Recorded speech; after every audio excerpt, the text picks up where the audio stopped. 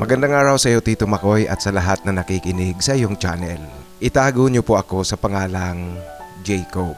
Ang aking kwento ay nag-umpisa noong magbakasyon ang inaanak ni Mang Simeon na nasa harapan ng bahay namin.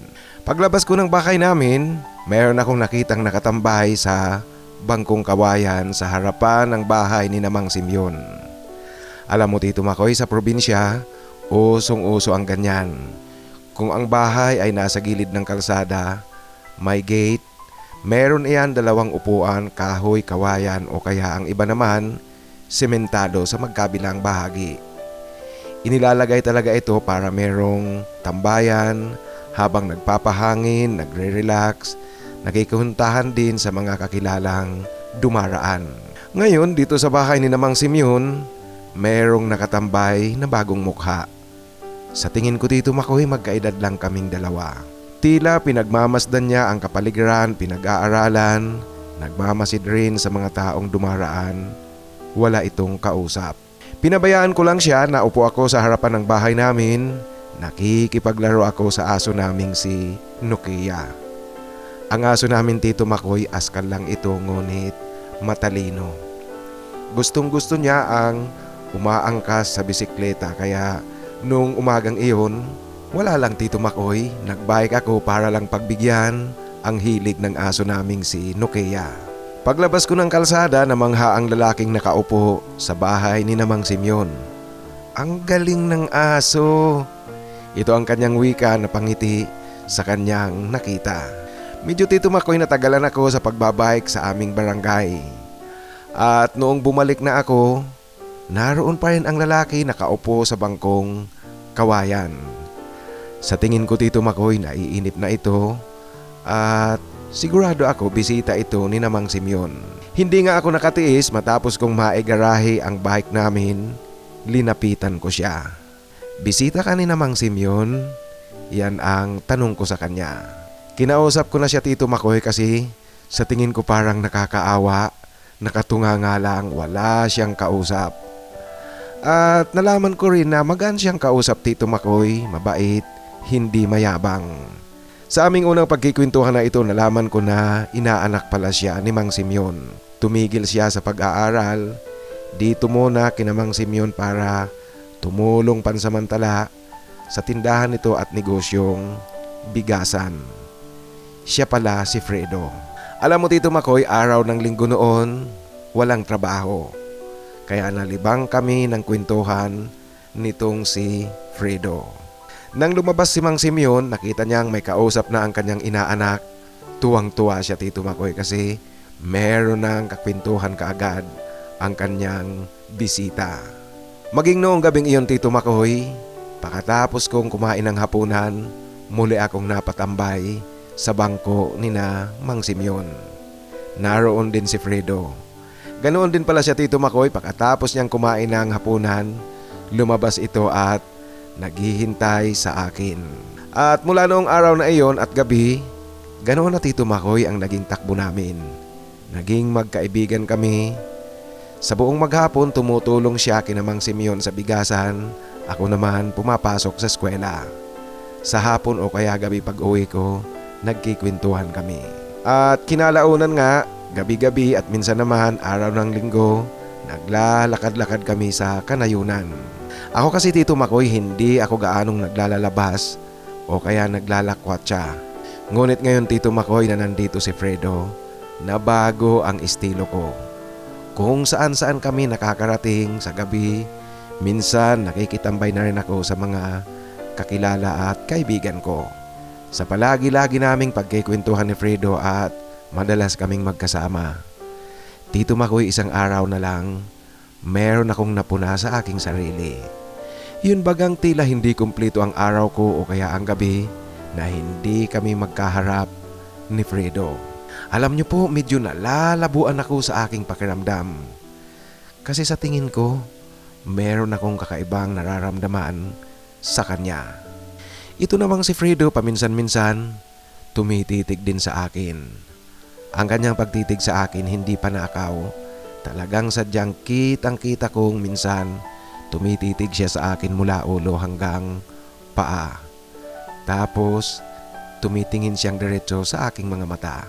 Pag nagkakasalubong ang aming paningin, pareho kami napapangiti. Lumipas ang ilang buwan, ganap nang walang pag-aalangan sa aming dalawa, magkaibigan na, nagkukulitan at nagpipikunan na rin. Natatandaan ko, Tito Makoy, gabi noon, nakatambay kaming dalawa sa bangkong kawayan ni Mang Simeon. Madilim ng kaunti ang aming kinaroroonan kasi yung ilaw sa posting malapit sa bahay ni Mang Simeon, sira ito. Medyo malalim na ang gabi, pa isa-isa na lang at mahaba na ang agwat ng mga dumaraang tao at sasakyan. Ngunit kaming dalawa ni Fredo, tuloy-tuloy ang aming kwentuhan. Alam mo, Tito Makoy, natuwa ako kasi inilagay ni Fredo ang kanyang braso sa aking balikat. Yung parang nakaakbay siya ngunit hindi naman. Ginawa niya yatang armrest ng upuan ang aking balikat. Alam mo, Tito Makoy, lalo kong naramdamang meron ngang kakaibang dating talaga sa akin itong si Fredo. Tuloy, parang gusto ko na ring umakbay sa kanya.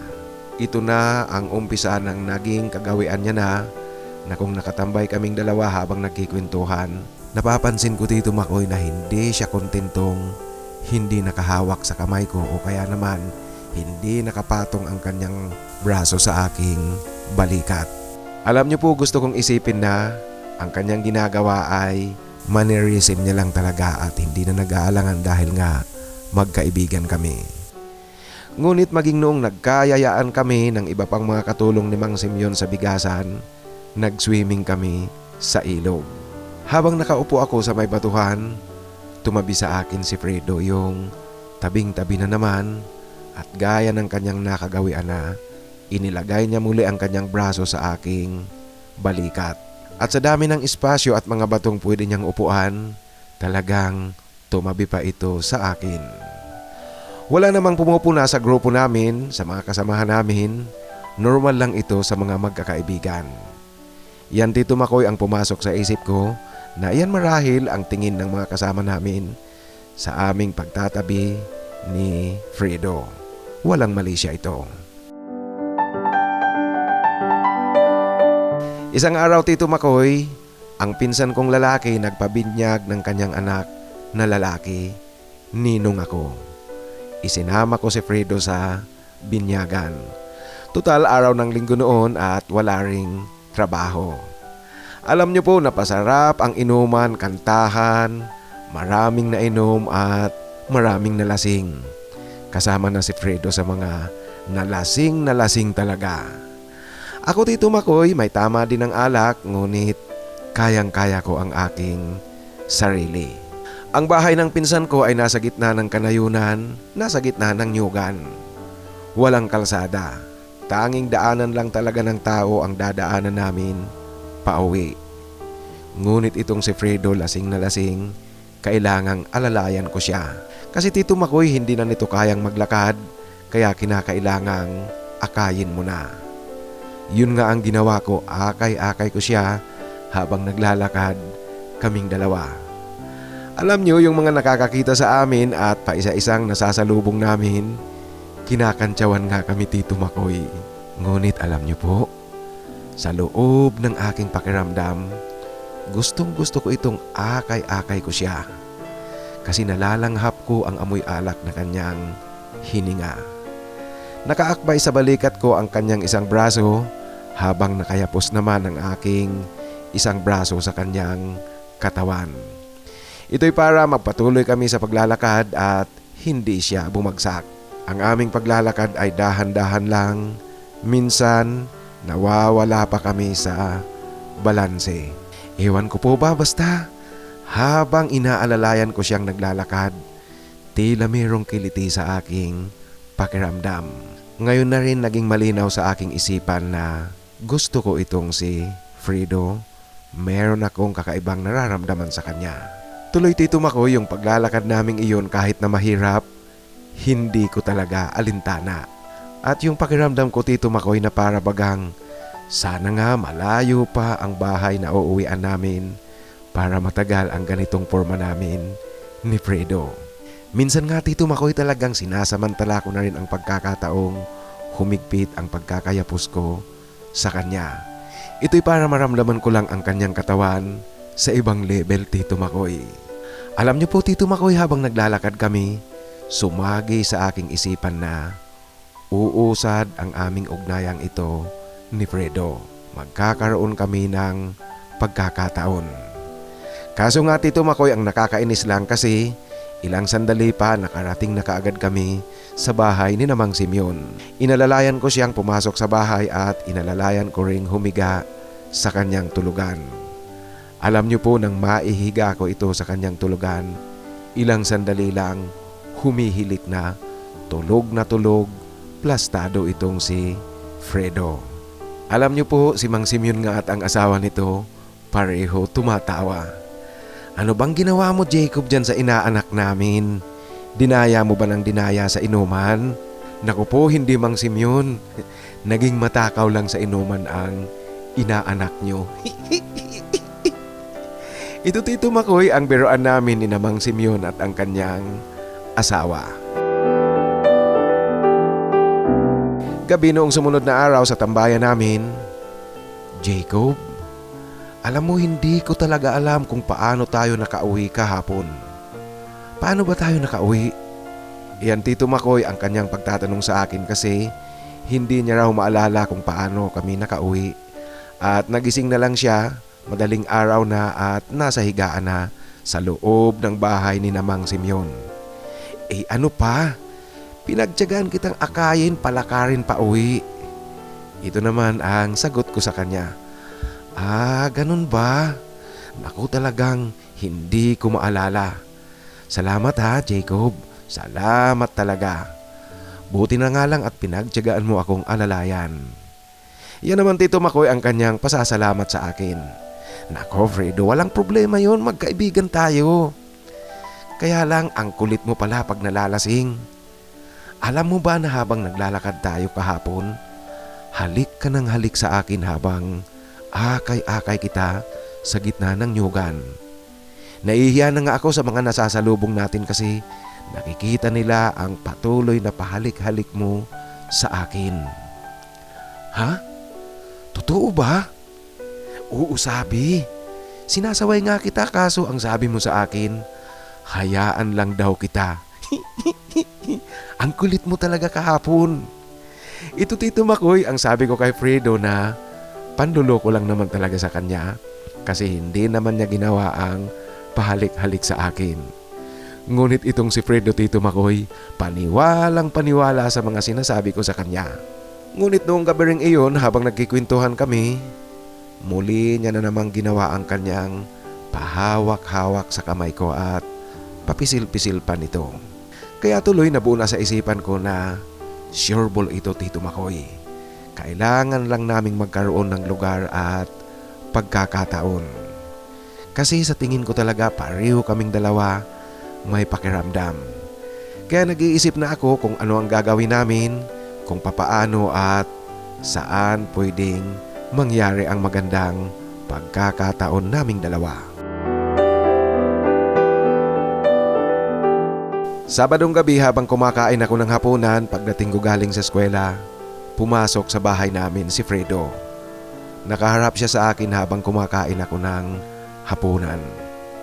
Dalian mo na dyan kasi napapatungga na ako. Ito ang wika niya sa akin Tito Makoy. Kaya naman binilisan ko na ang aking paghahapunan kasi nagyayaya na itong si Fredo. Pumuesto kami sa harapan ng bahay namin at nang ilabas ni Fredo ang kanyang biniling inumin, tila yata Tito Makoy naghanda ng husto itong si Fredo. Kasi meron pang pulutang barbecue, yung laman ng baboy at taba. Naku naman, mukhang meron yatang binyagan. Yan Tito Makoy ang panluloko ko kay Fredo. Bakit? Sa binyagan lang ba ang ganitong pulutan? Sa binyagan ang pulutan, buto-buto na may sabaw na mainit. Ano ka ba? Yan Tito Makoy ang kanyang sagot sa akin na nakangiti rin. Nag-umpisa kaming dalawa ni Fredo sa kulitan. Ngunit noong hating gabi na, Tinanong ko siya ng tinanong kung ano ba talagang meron, bakit bigla na lang naisip niyang uminom kami at naghanda pa talaga siya ng pulutan. Naku naman Jacob, nakalimutan mo na yata. Sinabi ko sa iyo nung isang buwan pa na bukas na ang uwi ko sa amin kaya dapat mag for the road tayo ngayong gabi. Ito Tito Makoy, ang wika sa akin ni Fredo. Bigla ako Tito Makoy na natahimik para akong sinakal sa aking narinig. Alam nyo Tito Makoy noong gabing iyon nung sabihin sa akin ni Fredo na bukas uuwi na siya sa kanilang probinsya. Kung pwede lang na umiyak ako, iiyak ako Tito Makoy noong oras na iyon. Kaso hindi pwede. Ay oo nga no, nakalimutan ko talaga. Ito na lang Tito Makoy ang naging bahagyang sagot ko na tila wala pang lalabas na boses sa bibig ko sa aking pagsasalita. Kasi Tito Makoy, bigla akong dinapuan ng lungkot. Nakalimutan ko talaga ang sinabi niya sa akin noon na bukas na pala ang kanyang alis pauwi sa kanila. Nang makabawi ako ng aking pakiramdam, iniingganyo ko na siyang huwag na lang umuwi sa kanila o kaya ipagpaliban na muna ang kanyang pag-uwi. Naku Jacob, pasensya ka na, ngunit kailangan ko na talagang bumalik sa amin kasi babalik na rin ako sa pag-aaral. Alam mo na, 3 linggo na lang magbubukas na naman ang first semester. Ito Tito Makoy ang wika niya sa akin. Alam mo kasi Tito Makoy, noong panahon na iyon, summer period at kami ngang kumukuha ng mga summer classes, nasa final exam period na rin nung araw na iyon, nung mga panahong iyon. Dito ka na lang magpatuloy ng pag-aaral. Alam mo, meron namang computer graphics na kurso sa pamantasang pinapasukan ko. Kaya dito ka na lang. Bad trip ka naman. Dito ka na lang sa pamantasang pinapasukan ko. Yan Tito Makoy ang makulit at pilit talagang pangungumbinsi ko sa kanya.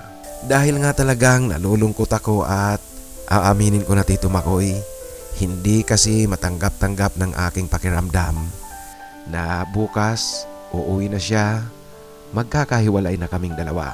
Ngunit ayon kay Fredo, kailangan niya raw talagang umuwi kasi merong bagong negosyong naipundar ang kanilang mga magulang. Maliit lang na negosyo at kinakailangan niyang tumulong rito. Si Fredo nga kasi Tito Makoy pansamantalang nagtrabaho muna kina Mang Simeon para mag-ipon muna ng panggastos sa kanyang pag-aaral sa kolehiyo. Naikwento niya kasi sa akin na dinapuan at dumaan ang kagipitan sa kanilang pamilya. Nagkaproblema sa negosyo ang kanyang mga magulang kaya napilitan siyang tumigil muna ng pag-aaral.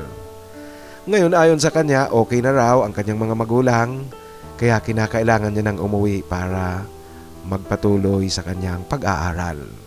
Linggo nga ng umaga, inihatid namin si Fredo sa terminal ng bus pauwi ng Manila.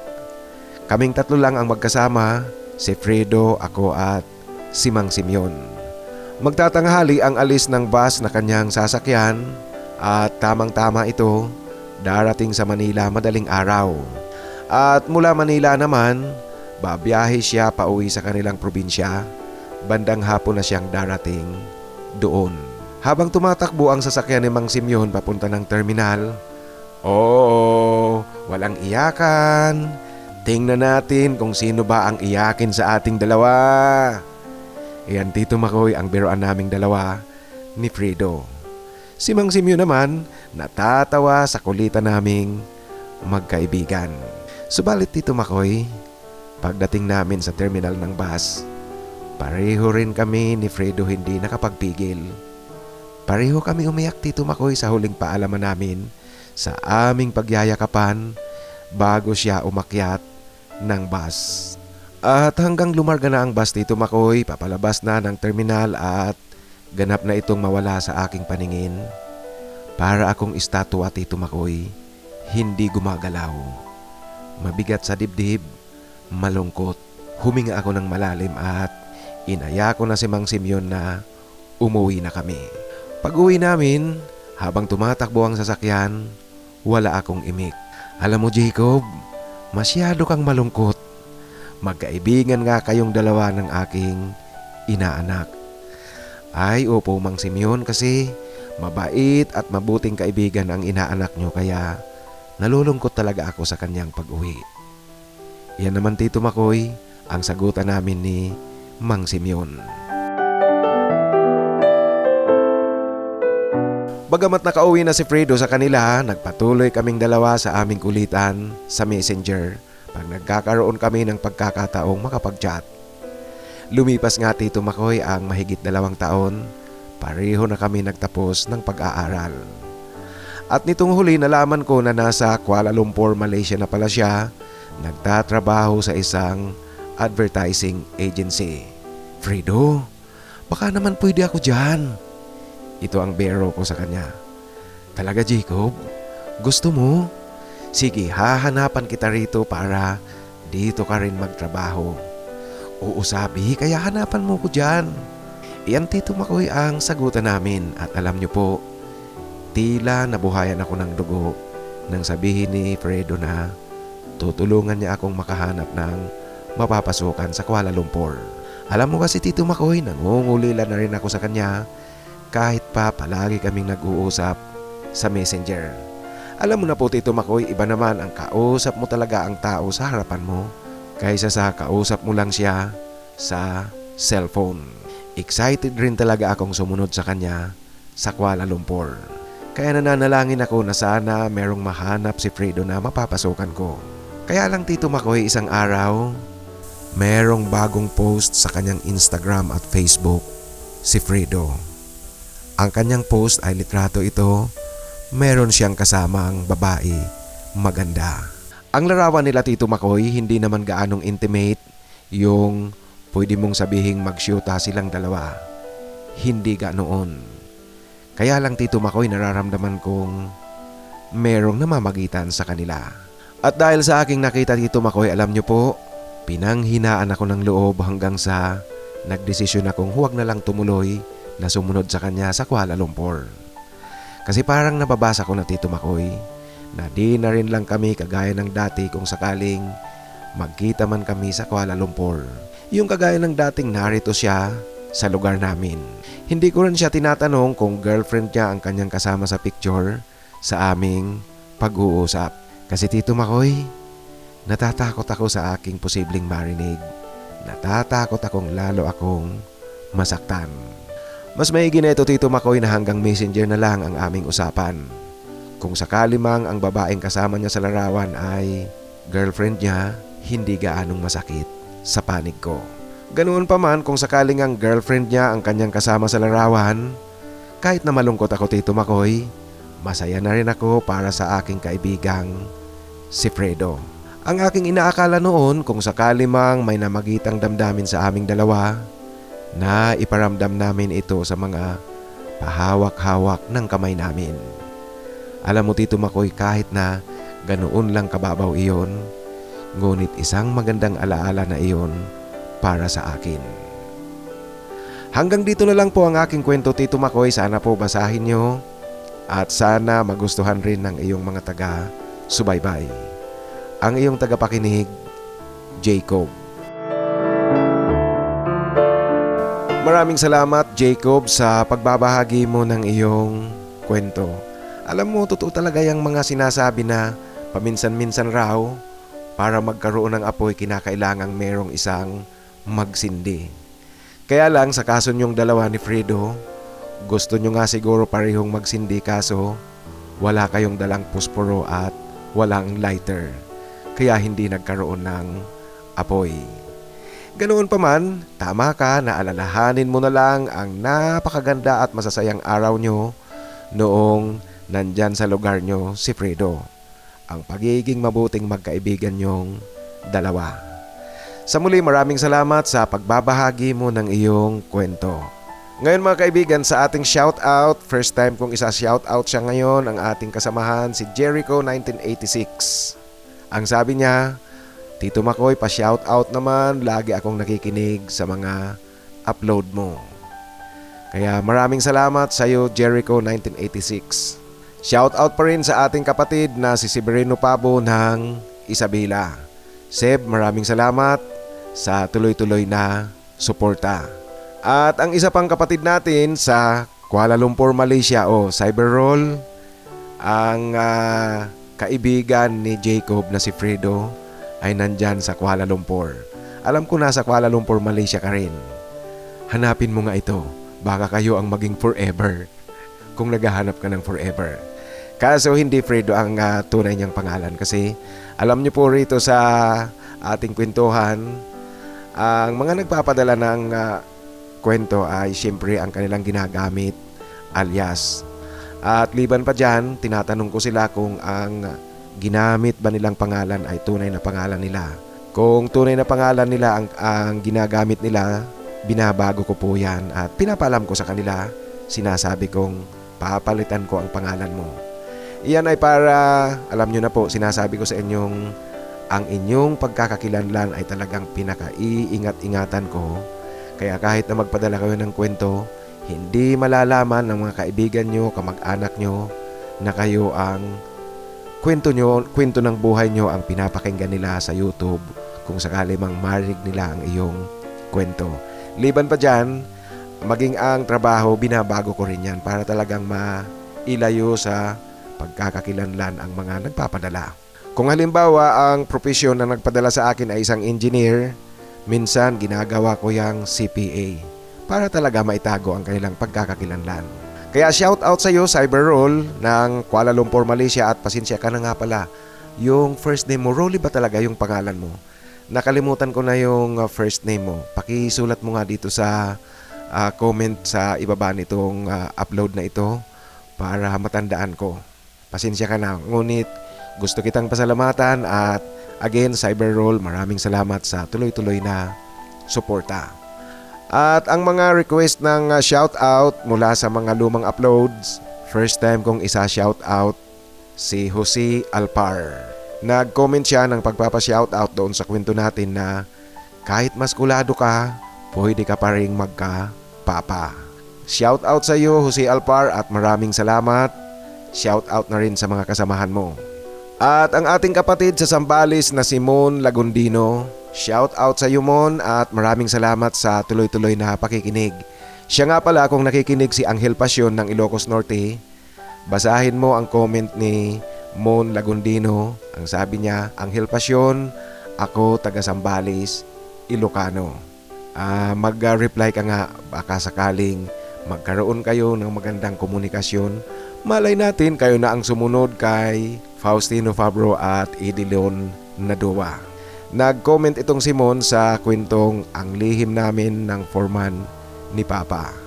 At ang isa pang kapatid natin, nagpapa-shoutout from Argao, Mogpog, Marindoque, si Romulo Solis. Nagsulat siya ng kanyang request ng pagpapa-shoutout doon pa rin sa kwentong ang lihim namin ng foreman ni Papa. Sa iyo, Romulo Solis, maraming salamat. Shout out sa iyo at sa mga kababayan natin dyan sa Marindoque. Isa pang kababayan natin mga kaibigan at kasamahan natin ang nagpapa-shout out galing ng General Santos City. Ang kapatid natin ay si Trafino Galasinao Jr. At gusto niya ring makahanap ng forever. Trafino Galasinao Jr., tatawagin na lang kitang Pino. Ano Pino? Gusto mo isama kita sa mga hinahanapan natin ng forever? Kung gusto mo, pakisulat mo sa comment section itong ating kwentuhan sa baba. At isasama kita sa Team A. Maraming salamat muli sa iyo, Trafino Galasinao Jr. ng General Santos City. At syempre ang ating kasamahan, si Chodoro Arasola, si Teddy Arasola ng Damam at Alcobar, Saudi Arabia. Shout out sa tropa nyo sa inyong trabaho dyan sa Alcobar at Damam, Saudi Arabia.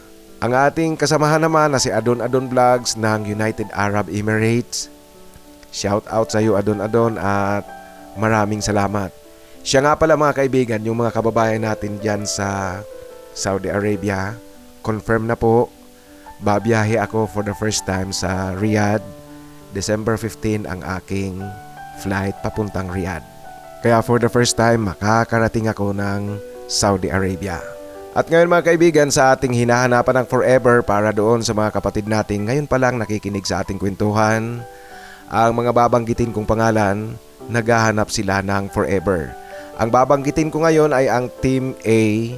Kaya naghahanap ng forever si Alvin Calalang, ganoon din si Dominador Patawaran, Paulo Laison, Jason Hanson, Julius Espirito, Neil R., Sam Barreto at si Ramon Sarmiento. Yung mga binanggit ko pong pangalan, naghahanap yan ng forever.